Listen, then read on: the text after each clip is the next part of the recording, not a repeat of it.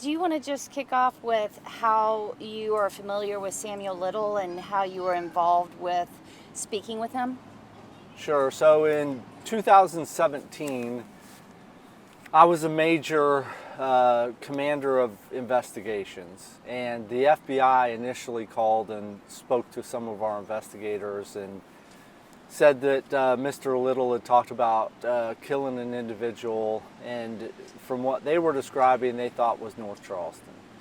So our investigators began looking into it. I had just transferred in from Patrol West, and so I wasn't really familiar with the case, but I kind of got up to speed. The investigators were awesome and caught me up, and from there it was pretty much, we had gotten with the coroner, we had gotten with our historian, we had gotten with other detectives that had retired from North Charleston, and we just couldn't find anything that matched.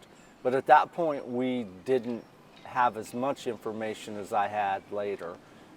So we worked as long as we could, and then in 2018, Texas Ranger Holland called me and said, "Hey, we've got this case. I just talked to Sam, and he's convinced it's in your area." And he said, "I've looked at some overhead views, and all of our investigators, our homicide people, were pretty tied up on cases, and so I started looking into it."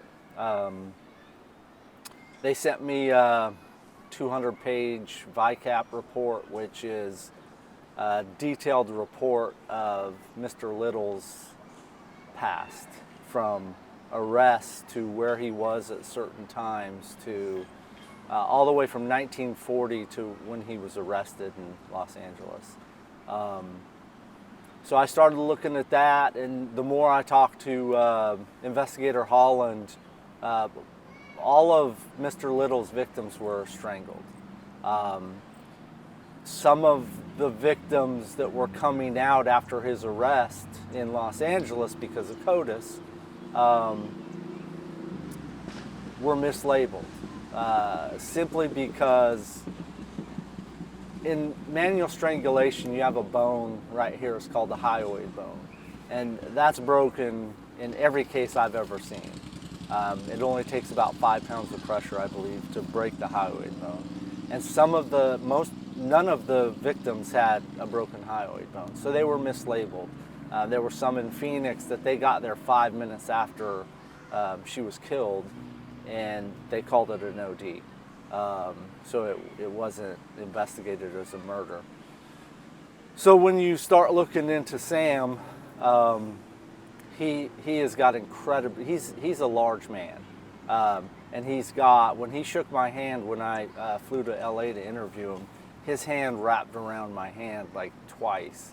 So he had incredibly large hands. And then as I talked to him, I learned that what excited him, why he did what he did, and how he strangled them.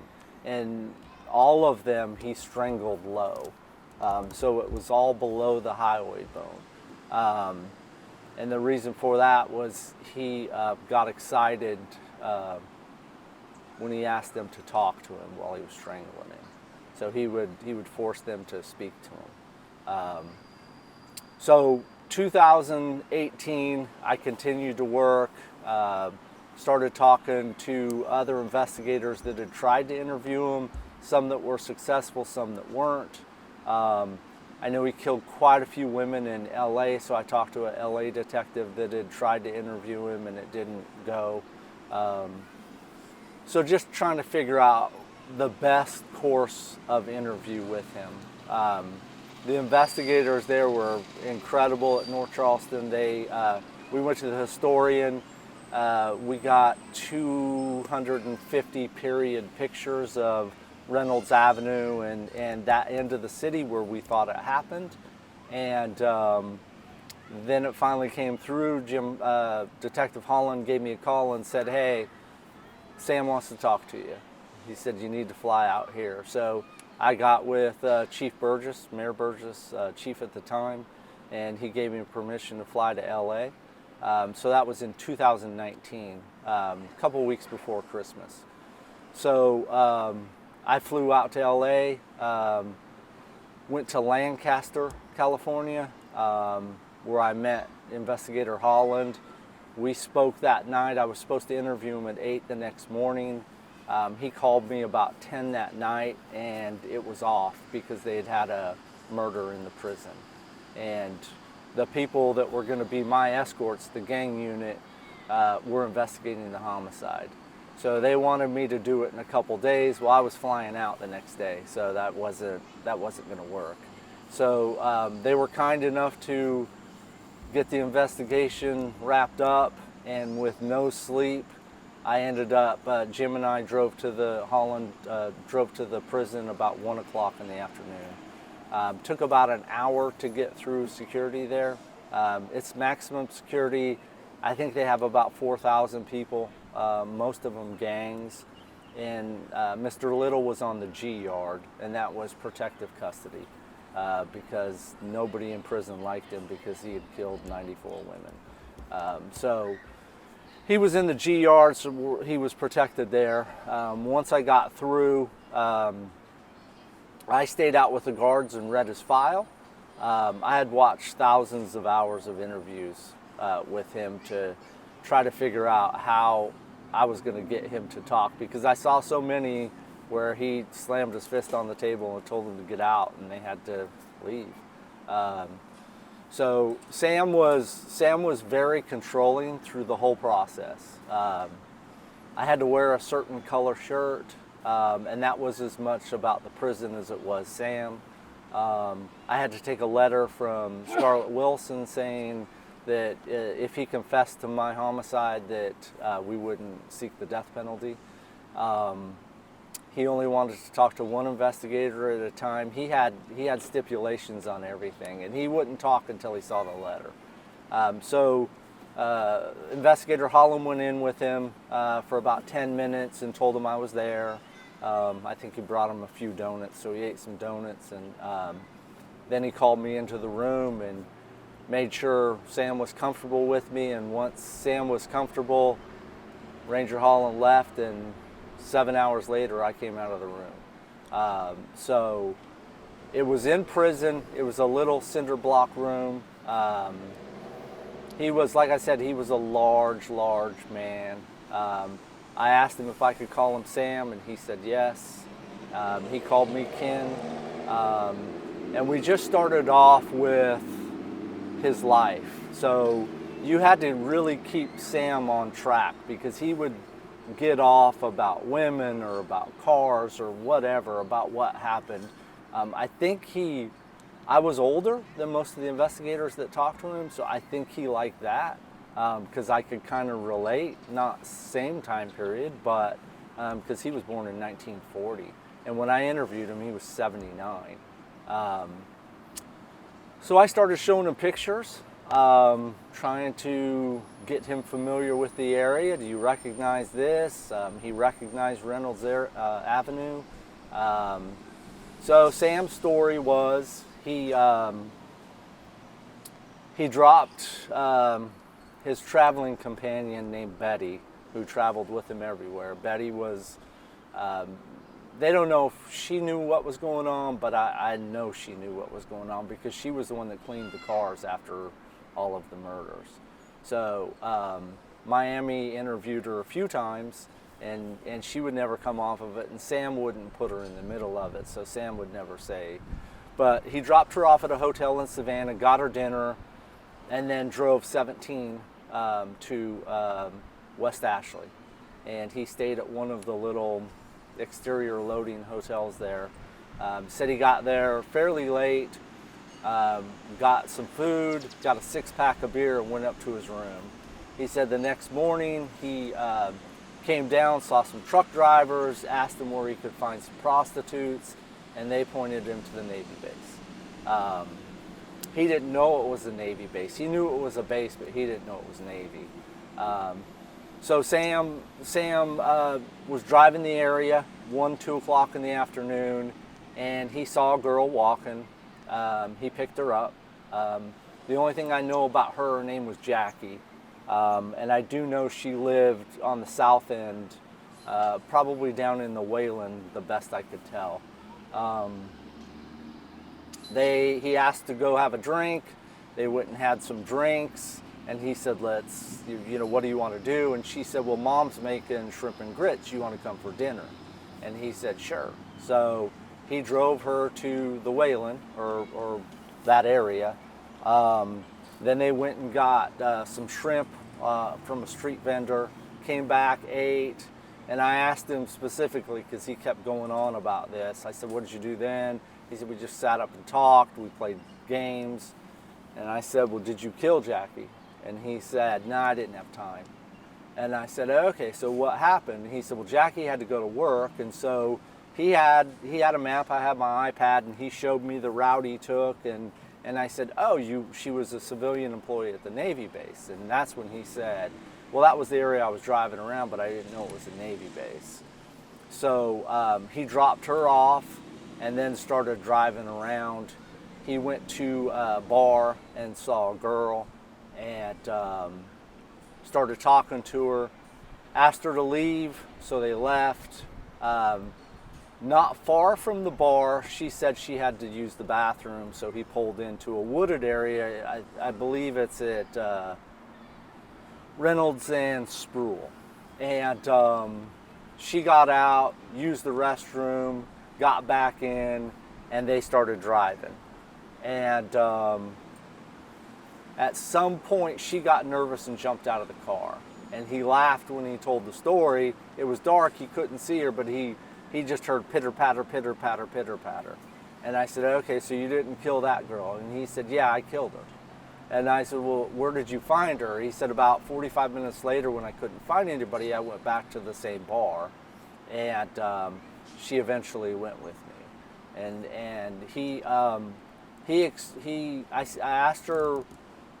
I asked her what she was like, and he said she was different. She really liked me. Because she was letting me kiss on her. Most of them didn't let me kiss them and touch them and stuff like that. And he said, when Sam talked and when Sam got excited, you could see his fingers doing this. He would start rolling his fingers. And then it got down to how he killed her. And he would start touching his neck when he said that he strangled her. And then he finished and then strangled her, pulled her out and put her in the woods. So we assumed it was in that same area. Well, the problem with North Charleston is it's growing so fast. And so that area had been turned over 6 or 7 times. It was a campground, it was a trailer park, it was something else, and then the Navy base put asphalt down. So there was no way we were going to find her there.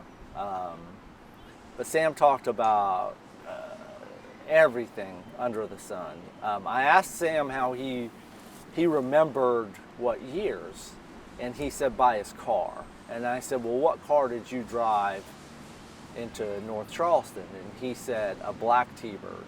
He said, Betty always wanted my cars black. And I said, okay. And so he talked about being arrested in Horry County a lot, being on a chain gang there, finally getting out, and he was all over the map. Through the course of the investigation, I searched NamUs, and I found a female that was from Fayetteville and had run away. And when I pulled her picture up, it was a spitting image of the drawing that Sam did. And Sam's drawings were rudimentary at best, but they were good. And they captured details. One girl, nobody realized looking at the drawing that she had kind of a weird chin. And the family said, oh yeah, that's when she broke her jaw falling off a bicycle. So it was those little details that he just captured, and that he studied their faces, he studied them. And in a lot of the victims he knew their names, some of them he didn't, ours he didn't. So we were kind of back to square one with that. But the 7 hours covered, I mean, he talked about 4 or 5 other murders with me. He talked about, I asked him if he ever used a weapon. He said in Mississippi one time he had a knife, and he didn't use it on her, but he stabbed the ground when she started fighting. So the knife was beside her head. And he talked about trying to be spiritual now and finding the Lord, and how everybody in prison looked down on him, and because he'd killed 94 whores was exactly what he said. He called all of his victims babies. They were his babies. And he was as close to the devil as I've ever been and ever want to be. But sitting in the room, we were actually touching knees. We were so close. It was such a small room, and I'd be trying to show him a picture, and he'd touch my leg, and he'd want to talk about something else. He didn't want to interrupt me, but he would go from murdering a girl back to talking about Ohio. He talked about him picking up a girl in Ohio and taking her across the bridge into Kentucky and killing her. He talked about Miami a lot.